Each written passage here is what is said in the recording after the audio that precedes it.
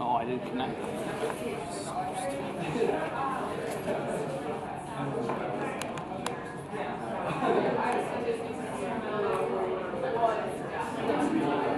Oh, one more thing. As far as since we're talking about extra points, the question of the week that we have been giving you, I don't know if Dr. Miller talked about. Remember the question of the week?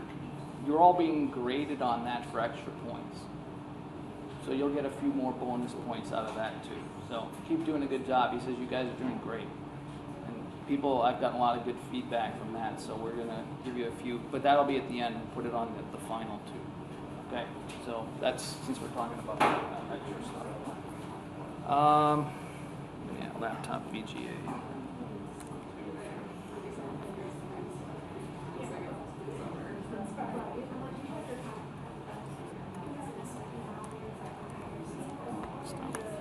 Okay. Here we go. If somebody would lower the lights a little bit, I'd appreciate it. Okay, so we sort of ended here.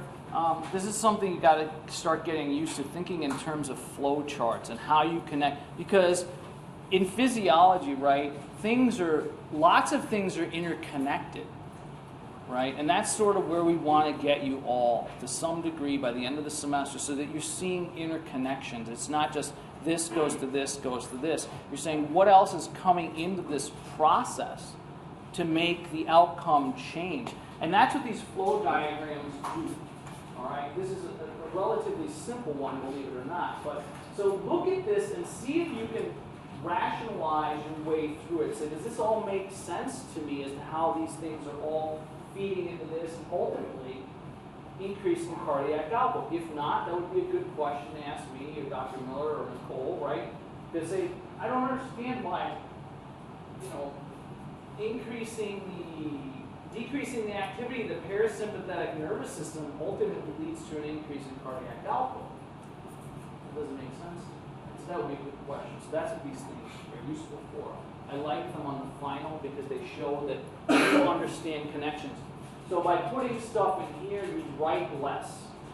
You have to write less of a narrative, right? Because I can immediately see the connections that I can't see in other ways. So it's something helpful. It's something you'll practice with.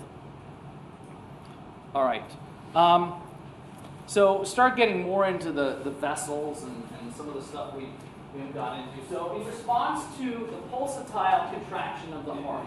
So this is what the pulsatility. So the pressure is on the y-axis in millimeters of mercury. This is the pulmonary circulation, right, through your lungs. And this is systemic circulation. And the difference between systolic and diastolic pressure is called the pulse pressure. Notice that the pulse pressure in the systemic circulation is much, much larger than the pulse pressure in the pulmonary, right? And you can see it. And then as you go from your largest arteries to arterioles, the capillaries, which are the smallest vessels in your body, back up to the venules, which then get bigger, and then the veins, you can see that the pulsatility decreases. What does this mean? What it means is that the arteries, especially the early arteries, the elastic arteries, the large arteries, the medium arteries, up until the arterioles, have to be really reinforced. There are 3 layers of tissue, and they're very, very thick because of this pulsatility. What you like to do in a healthy human being is minimize this pulsatility, right? You want to have the difference between the systolic pressure and the diastolic pressure be as small as possible. Because the more variation there is, and you're talking about engineering a car or a plane or anything, right? Any system, a biological or non-biological system, the greater the change in that system, the more damage is done to that system. So if you have a pulse pressure, let's say this was 150 over 80. The 150 is disturbing because that's high, but what's even more disturbing is the difference between the two and the damage it's doing because of the expansion and contractions. You want a system that's pretty constant, especially when flowing through pipes. think about it. So if you've ever gone away in your parents' house, maybe you know this, maybe you don't, there's a main shut-off valve for the water. Okay? There's a main shut-off valve on the street somewhere. And then in your house, there's a shut-off valve. Now, some of them are 90-degree valves, and some of them are the old terms. Once you throw that valve, you shut all the water off in your entire house. So if you ever have a basement flood, shut the darn thing off right away. I told my kids how to do it years ago. Now, when you turn water back on, the pressure that's behind that coming from the street is super high. When you turn the valve back on, especially a 90-degree valve, these are one of these easy valves now, not the old terms, you turn it on a little bit at a time because the pipes may be empty in your house, okay? And when you turn it on, if you turn it on full blast, the pipes have to be able to withstand a full frontal assault, okay? And if there's any weakness in any pipe, in any solder, anywhere, you're going to blow it. And you're going to have a huge mess in your hands. So what you do is you turn it on nice and slow. You let some water flow into the system. You start filling it. Open up another 10 seconds. You wait. And then once the pipes are filled where there's constant flow, even if there's a little bit of a weakness, you'll be fine. You're not going to blow anything out. Over time, it will blow out, but it won't blow out immediately. The same thing with your vessel systems, right? So your arteries, you can reconstruct every part of your body, right? So the more, for instance, the pulsatility, your arteries can get stronger with physical activity. Because when you do physical activity, your blood pressure goes up for really short periods of time, right? Really short periods of time. And your body says, I'm going to resist this in the future, so I'm going to make these parts stronger. But most of the time, because of the exercise and healthy lifestyle, the system is way down here. And so it's you've now created a system that is much stronger than what you need 99% of the time, except when you exercise. Pipes in your house can't do this. They can't reconstruct themselves, right? You can acclimatize the thing. So these arteries are much stronger and thicker than these because of the pulse pressure difference, right? And as you go down the line, the thickness of the vessels becomes less and less and less because the pulsatility becomes smaller, and so the difference between these becomes smaller, and the total pressure is just less. Like capillaries are not designed to withstand high pressures. They can't do it. There's hardly anything there. They're one cell layer thick, most of them. If you put the pressure that's coming out of here into a capillary, you will blow it to smithereens. It can't do anything. It can't defend itself against that kind of pressure. If you put this kind of pressure in a vein, you'll blow it to smithereens. Boom. It's like taking a slug and shooting a possum or a bird dog. Just blow it to smithereens. Just disintegrate it. Okay? Does that make sense? So it's the difference between the systolic and the diastolic that does damage to the system, and is also the overall pressure. And the early arteries are the strongest, and they can withstand the highest. And then in the pulmonary system, also the earliest ones are the biggest and the strongest, but as you go through the system, everything becomes less. So by the time you get back to the right atrium, the pressure in the vessel, in that superior vena cava, in the atrium, is just about zero. There's almost no pressure there under normal, healthy circumstances. But when we start doing things in lifestyle over and over again that exacerbate issues, we then create problems because, so for instance, high blood pressure, right? This is essentially normal blood pressure, but if you have a resting blood pressure of 150 over 100 all the time, 24 hours a day, what do you think it's going to do to all of these vessels? Everywhere.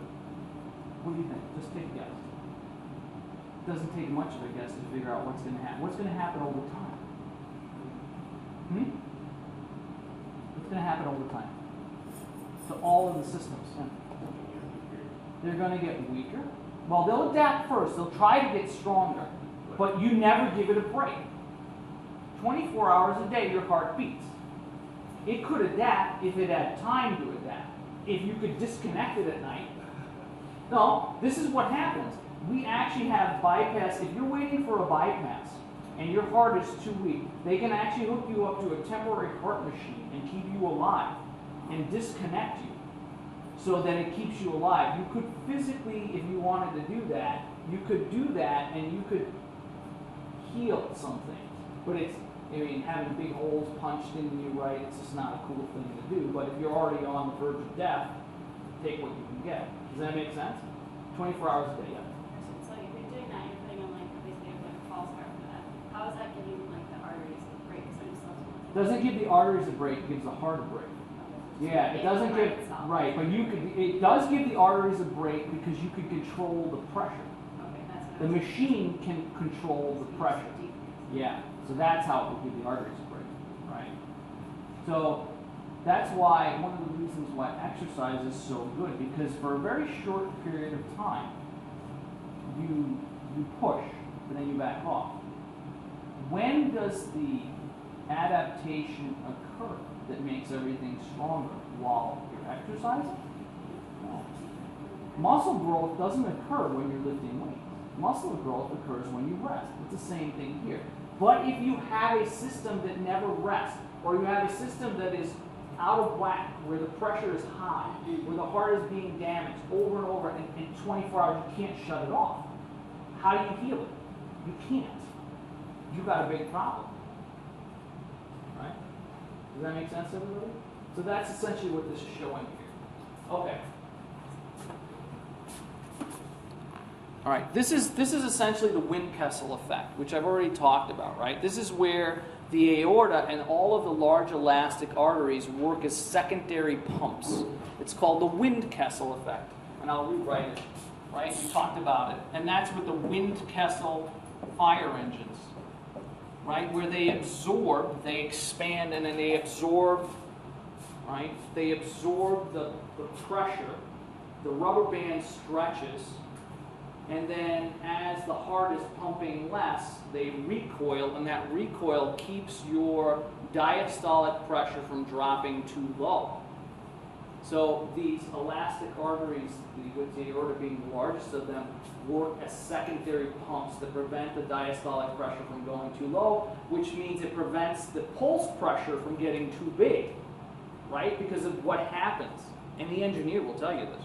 When they engineer systems, I mean, they try to engineer them so that they can withstand all kinds of forces, but like an airplane, again, I always go back to an airplane.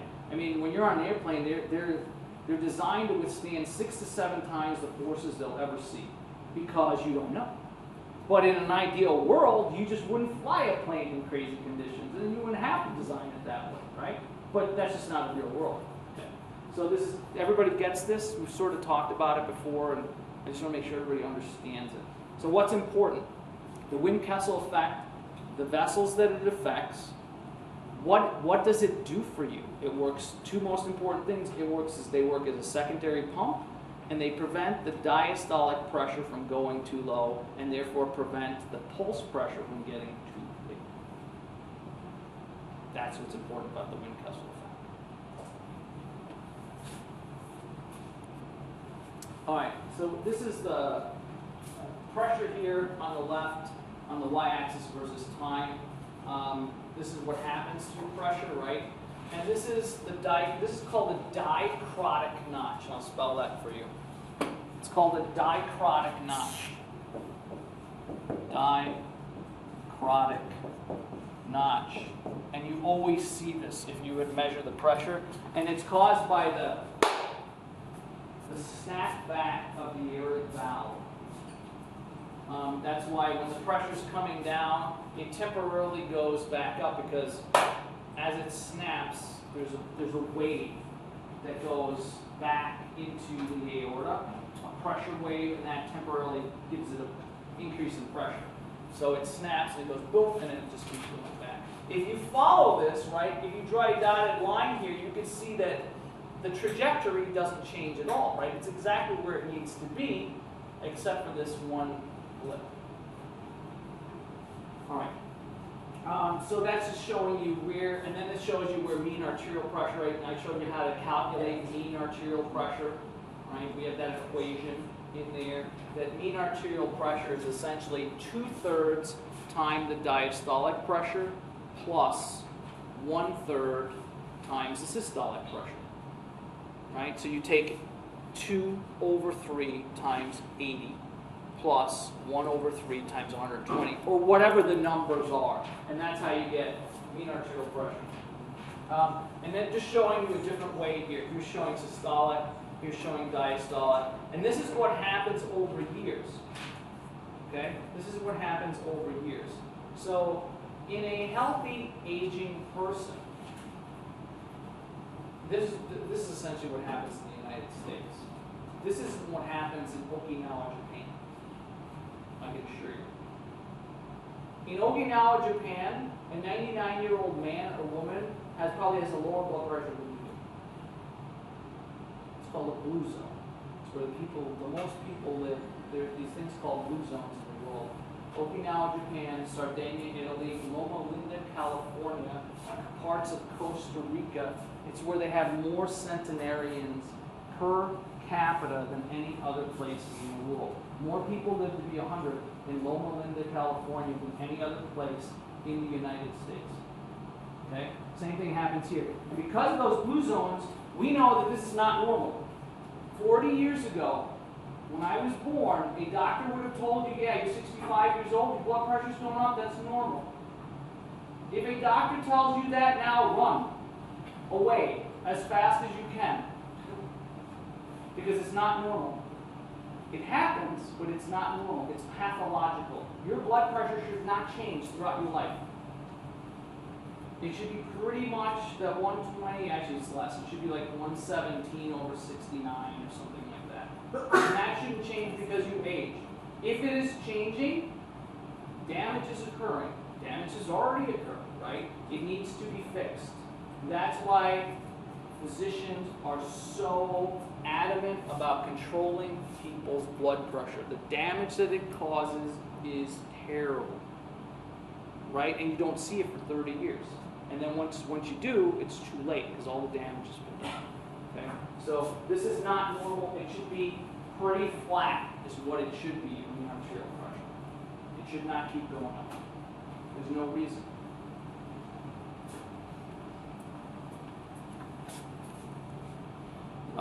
This is just talking about, and you guys have done this with a machine, it just talks about the process, about how to measure blood pressure. If you haven't done it, did you all do it manually? If you've all done this manually, you know how to do this, right? When you first attack, you blow everything up, you don't hear anything, you blow it up above what you think the person's systolic blood pressure is, so you go to like 140. The better off you are at it. So if you're like a nurse, a physician, a doctor, and you've been doing this for years and years and years, and you know where somebody's blood pressure is, you don't have to go much above systolic to actually get an accurate reading. But when you don't know how to do that, then you really pump the thing up because you just don't know what to listen for, right? But you shouldn't have to. And then the very first sound you hear, that's systolic pressure, you make a mark, and then when the sound goes away, that's diastolic pressure. And that's how you do this.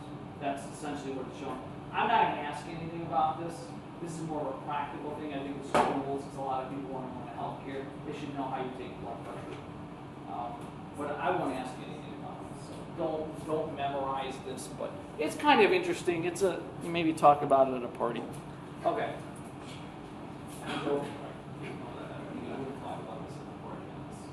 You know, you're part of the physicians and nurses.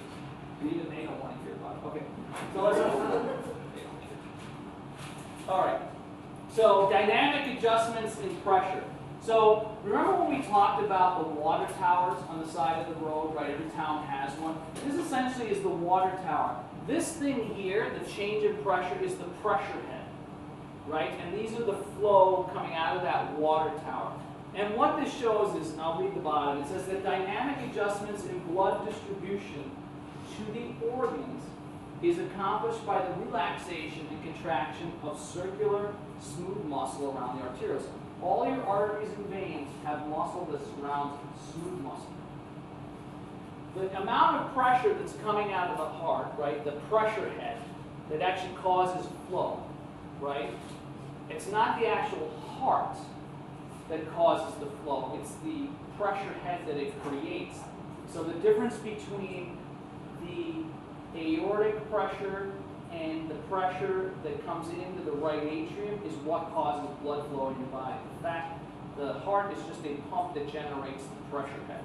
This is the pressure head. Now what this shows here is that you can distribute blood, and you sort of intuitively know this. You can distribute blood, your body can, to where it needs it, when it needs it. Right? By manipulating which blood vessels constrict and by how much they constrict. Your body's super good at doing this. On its own. You're not cognizant of this at all. It just happens automatically. Okay? And part of this is because your blood vessels, all of them have catecholamine receptors for epinephrine and norepinephrine in that sheet that's from Candel and Schwartz. We have alpha 1, alpha 2, beta 1, beta 2, beta 3. Those are the epinephrine and norepinephrine receptors you should know. And each one of them, the downstream effect is different. But then you also have muscarinic, right? The blood vessels also respond to acetylcholine. And when they're affected by acetylcholine, meaning the receptors on the blood vessels bind acetylcholine, that's the parasympathetic response. And that's how you manipulate the blood vessels. And it's the number of receptors that each individual vessel has that determines how big of an effect or small of an effect it has, right? So they're not all the same. They don't have the same numbers. They don't even all have the same types. Does that make sense to everybody? Now, remember what I said when we were talking about the sympathetic and parasympathetic nervous system, that when you're looking at the heart and the SA node, that you've essentially got electrical wires, one coming from the sympathetic nervous system and one coming from the parasympathetic system. And they attach to the ventricles, the atria, the SA, and the AV node. You only have those set of wires for the sympathetic nervous system going to blood vessels. Okay? But for the parasympathetic, there are no nerves that run from the parasympathetic nervous system to blood vessels. They don't exist. And the reason is thus. If you need the sympathetic nervous system, you need the fastest possible transmission of a signal from your sympathetic nervous system to where you need it. The fastest way to transmit a signal in your body is through a myelinated axon that is really heavily myelinated. That's an emergency. That's 250 miles an hour. That's the kind of speed you need. In some people, it's faster. And there are animals like hummingbirds and insects where it goes a lot faster, 500-600 miles an hour. The signal transmits pretty fast. Okay? When you have a parasympathetic episode, relaxation, speed is not the issue. Right? Most of the time. I mean, sometimes it is. Sometimes it is. But relaxation, by speeding up relaxation, you sort of defeat the purpose, right? I need to relax faster. I really need to relax. It's just not going to happen, right? So there is no connection. There is no connection. So the acetylcholine then has to be dumped into your bloodstream and then travels via, right? It's an endocrine response to the receptors on the blood vessels, binds to the receptors, and then the effect will occur. Now, that doesn't mean that speed isn't always necessary. It means that one system is designed for emergencies, the other one really isn't. And so the one that's designed for emergencies needs to have the wired connection because it's an emergency. The other one, it takes like 2 seconds longer, no big deal. But 2 seconds longer with that, the first one, the sympathetic nervous system, could kill you. It could be the difference between whether you live or you die. And so you need more speed. And the only way to get it that we know of is through the wires, and the wires act myelinated actually. So important. Your blood vessels have no nerve connections from the parasympathetic nervous system. They don't exist. But they can still respond. So good. Does everybody get this? What they're trying to show here? How do you manipulate blood? Right? Because like for instance, when you start sweating, a lot of your blood is distributed everywhere, right? And in the center, this is the viscera. But as you start sweating, in your own terms, your own words, where does that blood start getting redistributed to? You know this intuitively. You've known this since you were a child. Where does the blood start going? Based on what physiologically starts to happen. It's 95 degrees outside. Where's it going? Go ahead. Head, that's part of it, more of it. Where else? What starts happening at 95 degrees to you? You sweat. Where? Everywhere, but in terms of, if we're talking anatomy, we're talking deep versus superficial parts of the body. What are we talking about? Superficial or deep? Superficial. It's going to the skin. Your blood, you have a large redistribution of blood that now has to go to the skin. Your skin is getting a very high blood flow because that's one of the very few ways we have of getting rid of heat. Now, take it on a day like we had 2 or 3 years ago where the polar vortex was around. Yeah, okay. And so you have blood distributed everywhere. You go out and let's assume that on this particular day you just didn't realize it was cold in Wisconsin in the middle of January and you forgot to wear a jacket. Because that wouldn't happen. Or you stayed out at the bar too long that night. One or the other. Either way, you don't have a jacket. You go from this building to the polar vortex cold. It's like negative 20 outside. Now what happens to your blood? Where's it going? Deep.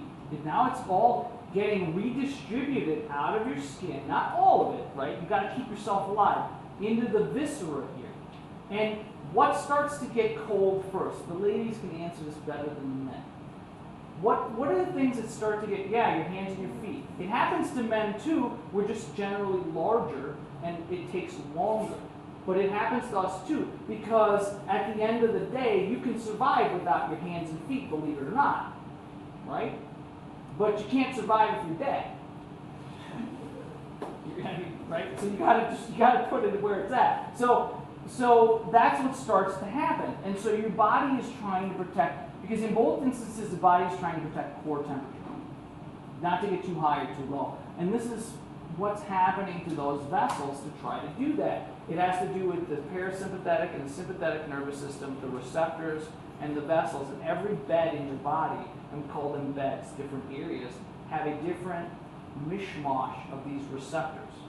Does that make sense to everybody? Depending on what happens in those areas. Okay? Yes?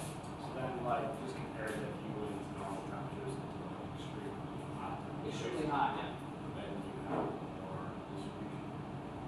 Well, yeah, so Alex's question, if you go from normal temperatures to really hot, will you have more redistribution? Yeah, the distribution will stay in the appendages and stay, your hands get super hot, your feet get super hot, your skin is sweating. You're going to continually have more and more. Now, over time, you acclimatize. It takes about 2 weeks for this to happen when it gets cold out, and it takes 2 weeks for it to happen when it gets hot. And then you have some added benefits that you incur. But immediately you're going to have this redistribution, and it will stay there until you bring yourself back to normal temp. Generally humans like about 68 degrees. This is why San Diego is one of the nicest places on the planet, in my opinion, because if you've ever been to San Diego, it's pretty much 67, 68, 69, 70 degrees most of the year, and it's not humid. It's comfortable all the time.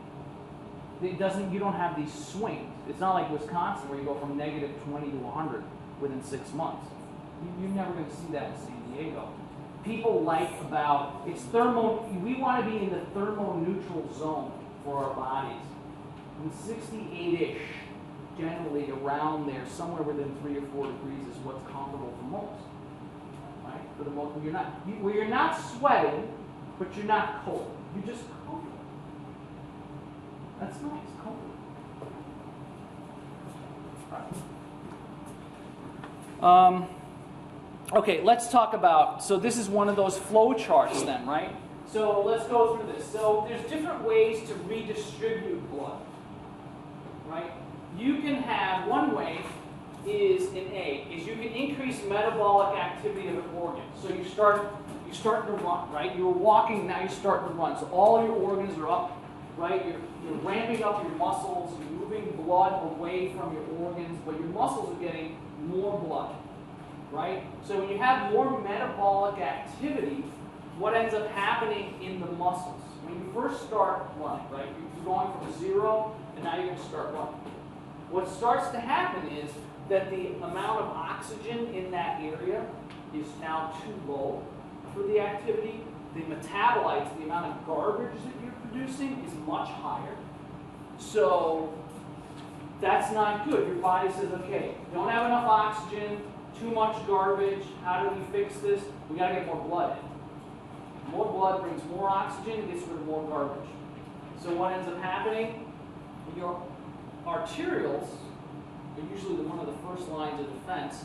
They start to dilate. And when they dilate, you go back to Posey's law. Right? And Posey's law, the most important factor in Posey's law, and you can look at it, is the radius to the 4th power, which is essentially the diameter that we're talking about. A very small change in the radius of a tube causes a massive change in flow. Just take some bogus numbers in that equation and run them through, and then manipulate the radius by a small amount and see how the change in blood flow is. The blood flow change is pretty large for a small change in radius. Okay? So these arterioles dilate and they decrease the resistance so much that now the blood starts really going fast into those areas. While the resistance in other areas that don't need it stays higher. Right? And so what ends up happening is you have an increased blood flow to that organ. So that's one way to increase blood flow, increase activity. Another way, if you decrease arterial pressure to that organ, the pressure drops to your liver. Actually, we use your kidney. The pressure to the kidney drops. Now, the kidney is a diva organ. We're going to talk about it. It's the very last section we do. The kidney wants what it wants, when it wants it. I want bonbons before the concert. I want to have 10 naked men in my room. This is female, of course. Or male, it doesn't matter. Whatever 16 genders are now, whatever you like. Anyway, but that's the kidney, right? That's the kidney, and that's the way it is. Blood flow decreases for whatever reason. Maybe there's a constriction. Maybe you're having atherosclerosis go there. Maybe you just got punched in the kidney. Who knows what's causing it? But some kind of constriction has occurred. There's less blood flow going. It is you're sitting here right now, but it's like you're exercising. So these same types of problems occur. So arterial pressure in the organ drops. Maybe you got a gunshot. Somebody stabbed you with a knife. That would decrease blood pressure a little. I've been told. I don't know. I mean, hopefully I never find out. Please don't shoot me. I'm a nice man. Right? It's not really worth it. You go to jail. I die. It's all bad. All right. Anyway, so I've been told. I don't know. Some people tell me. If you really want to see something interesting, you need to go to Times Square on New Year's Eve and then take the Long Island Railroad home with a bunch of drunk people that have been in jail. You learn so much about life. Anyway, so they told me about this. I don't know anything about this, but this is what they said. So if you get a gunshot, it's bad. So arterial pressure drops, blood flow to the organ drops. So, but the same types of things happen, right? Take a look at this and this. They're essentially the same, but the root cause is different. Here you increase your activity that causes this. Here you decrease blood pressure. So what the take-home message here is there are two ways to essentially perturbate, disturb blood flow. But the outcome that causes the increase, again, is the same, right? You have a decrease in oxygen in that area, an increase in metabolites. Here, the response is essentially the same. And then you have the respiration of blood flow. Now, we're going to get back to this, right? We're going to get back to this, but when we get to the kidney, but it's the same type of response that if you have a massive enough wound, like in a gunshot or a knife, that will actually kill you. So your body's normal response to what's going on could actually kill you. Because this is not normal to be shot. Okay? Does that make sense? But under most circumstances, this works really, really well. But in extreme and that's why people have to do things like put a tourniquet, completely cut blood flow off. Yeah, you may lose the leg, but you're not going to die. It could cause something called shock. When we get to the kidney, we'll talk more about shock. Okay? Everybody understand this? So you should understand this. So if I say, give me examples of two ways that you can have a decrease in oxygen and an increase in metabolites and how you would fix that. I'd essentially be referring to these two things, right? And you would just explain them, you could draw the pictures, that'd be good. That would pretty much answer it. You could write it, that'd be fine. But you have a general idea.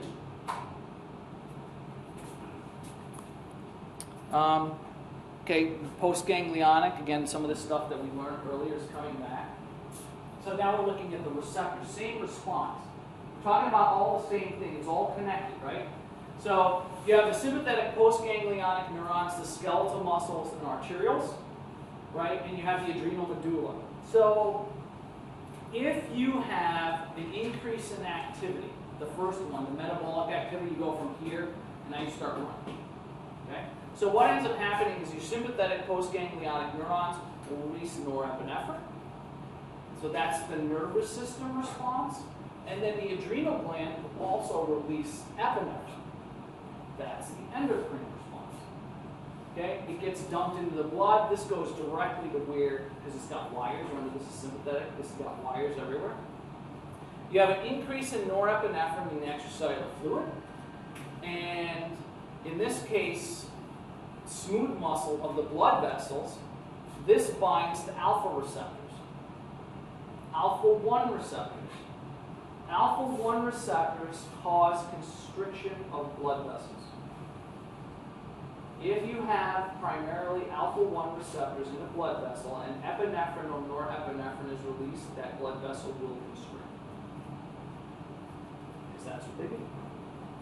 Now, in the blood, going to that same area is epinephrine. And epinephrine will bind to norepinephrine receptors, and norepinephrine will bind to epinephrine receptors. They're very similar molecules. They're not exactly the same, but they're similar enough that they bind to each other's receptors.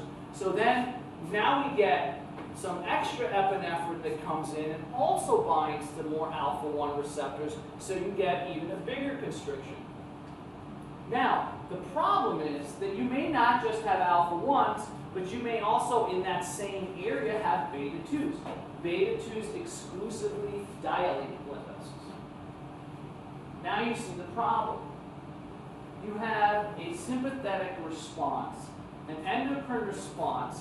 All this stuff gets dumped into an area, but you have receptors that constrict, and then you have receptors that dilate. So again, the response you get is determined by what? The amount of epinephrine and norepinephrine that is released, and the exact makeup or the distribution of alpha-1 and beta-2 receptors. If this particular vessel has 100 alpha-1 receptors and 2 beta-2 receptors, the primary response is going to be constriction.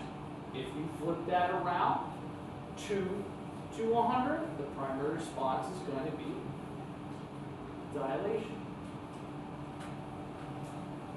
So you just don't know. So I asked a very unfair question. I asked it over here in anatomy. I said, if you have an epinephrine response, what's going to happen? I always give people credit for both answers. They don't know. I always give people, if you have an epinephrine response, okay, where epinephrine and norepinephrine are released, what happens to arterioles? They constrict or they dilate. Half the people tell me they constrict, the other half tell me they dilate. They're both right. But I don't tell them that because it's not physics, it's anatomy, right? They're both right. Depends. Depends. I didn't give you the vessel bed. I didn't tell you the makeup. You don't have enough information. So the best answer would be we don't know. I'll take that one too. So if you haven't taken anatomy with me yet and you're taking next semester, there you go. I'll give you the answer. It doesn't matter. You got it right. +2. Okay? All right. Does everybody understand this? Somebody tell me, what's the take-home message here? I'm doing a lot of talking. We're going over this. What's the take-home message here? What's the most important thing?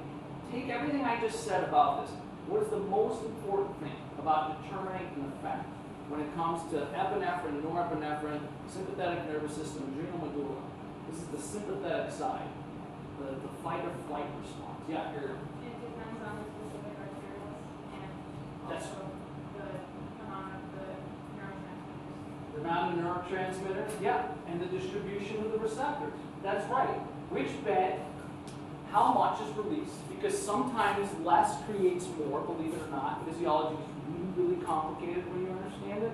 And the distribution of the receptors. Without knowing the distribution of the receptors, you don't know. So a very good answer, a sophisticated answer on the exam would be, well, we would know, we don't know, and here's why. Here's what we would need to know. That is a good answer, right? Like, you just haven't given me enough information. I can't answer this question, but here's what I would need to know in order to answer this question. Now, I'm not saying I would ask a question like that, but that's the crux of the matter. Without knowing that. Now, once you become more and more sophisticated in physiology, you become physicians and all that, you will memorize a lot of what these beds do and because we know, right? Some of this is known. They're known content. You don't know and I haven't taught it, but you will memorize, like, okay, when epinephrine gets released in this area, it's going to be primarily constriction. This area is going to be primarily dilation. People have done those studies 50 years ago, and a lot of this you just know. But in this class, I'm not asking you to memorize anything. I'm asking you to understand. The memorization comes later.